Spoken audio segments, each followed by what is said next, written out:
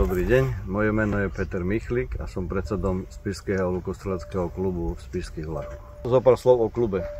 Takže Spišský lukostrelecký klub funguje od roku 2014, kedy sme sa stali občianskym združením. Bolo to v dobe, kedy som pracoval v Kežmarku, tam som trošku viac pričuchol k lukostreľbe pod kežmarským vedením. Po príchode domov založili sme klub spolu s zopár priateľmi, takže to bolo v roku 2014 a odvtedy fungujeme ako sa dá.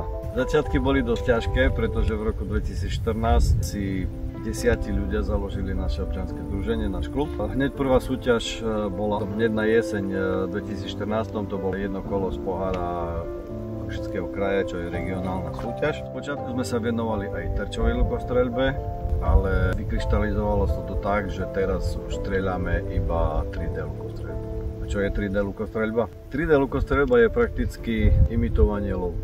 Máme nakúpené terče, zvieratá životnej veľkosti z gumy špeciálnej, do ktorých sa strieľa. Na týchto zvieratách je zvýraznená životná zóna, v ktorej pri trafení zvieraťa do ktorej časti tam mám 5 bodov, do užšej zóny mám 8 bodov, do ešte užšej zóny mám 10, do najúžšej zóny do miesta v rozmere 2 eur, tak je 11 bodov.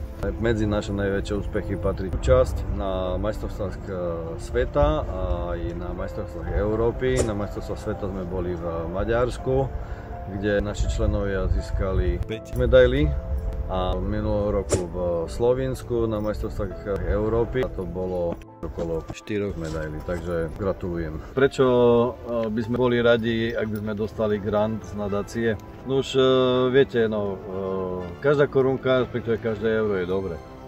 To za prvé. A za druhé, v roku 2023 sme sa prihlásili, že v roku 2025 budeme usporiadavať majstrovstvá Európy my tu u nás v Spišských Vlachoch.